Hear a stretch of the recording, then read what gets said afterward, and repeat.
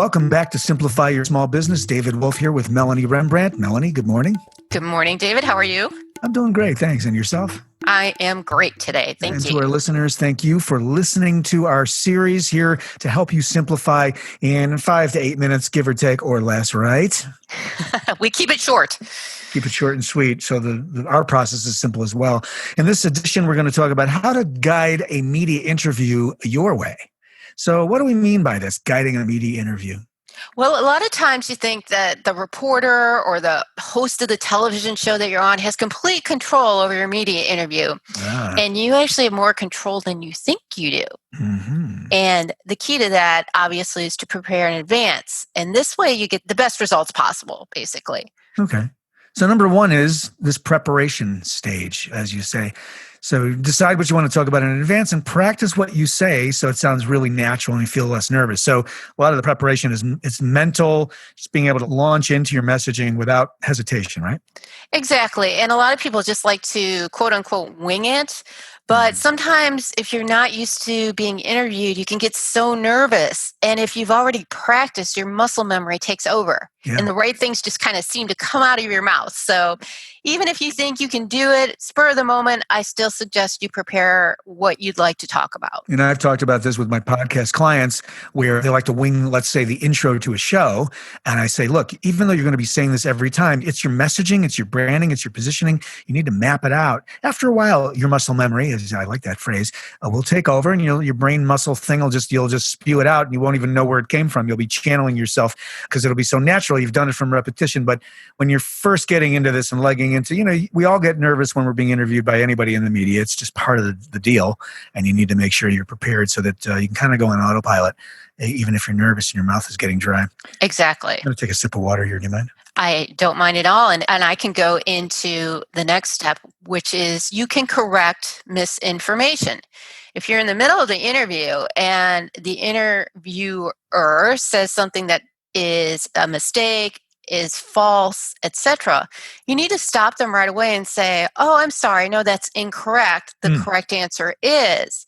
That way your correction is recorded immediately. Oh, right. Like it's the first thing. In other words, you don't want to let them finish incorrectly, give them some space, and then gently come back. You really got to come in right away. Is that what you're saying? Right. And I mean, it could be a live interview where there's only so much time. You might not have time to correct them.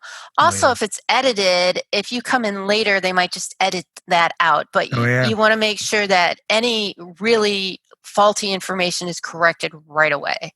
Oh, wow. That's great. Yeah, that could hit you suddenly and unexpectedly, and you got to be ready for that. Number 3 is guide the conversation to what you want to talk about. So again, this is into sort of a sense of controlling the direction or the arc of the interview, right? Right. And there are some things you can do. Let's say an interviewer goes off about your private life and you just really don't want to talk about that. You can change the conversation by using certain statements. And again, these are things you want to practice. And I go into this more in my book, Simple Publicity, and my Small Business PR Academy. But you can say things like, oh, that's interesting. I've also heard that, blah, blah, blah. You go into your talking points, or you could say something like, that's important, but a key fact is, blah, blah, blah. They're basically called bridges and flags. And you use these techniques to guide the conversation the way you want to go. It's kind of like when the conversations, and we can sense this when we listen to others, you turn a corner. Or there's a segue, right? These bridges and flags. That's an interesting, I like that terminology. And I have not used it with the coaching I do around podcasts. So I'm going to use that for sure. Bridges and flags. I love that.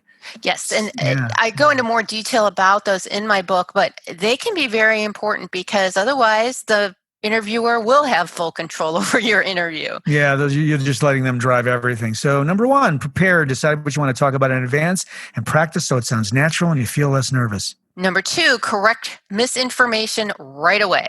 And finally, guide that conversation to what you want to talk about using bridges and flags.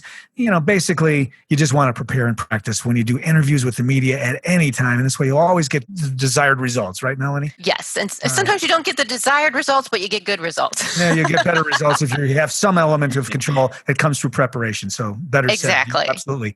Remember to visit the Small Business PR Academy. You can find it at smallbusinesspracademy.com. I'm David Wolf. You can find us and my team team for podcast and audiobook production at audivita.com. That's AUDIVITA.com. Thanks for joining us on Simplify Your Small Business. Melanie, I'll see you next time. Sounds good, David. Thanks, everyone.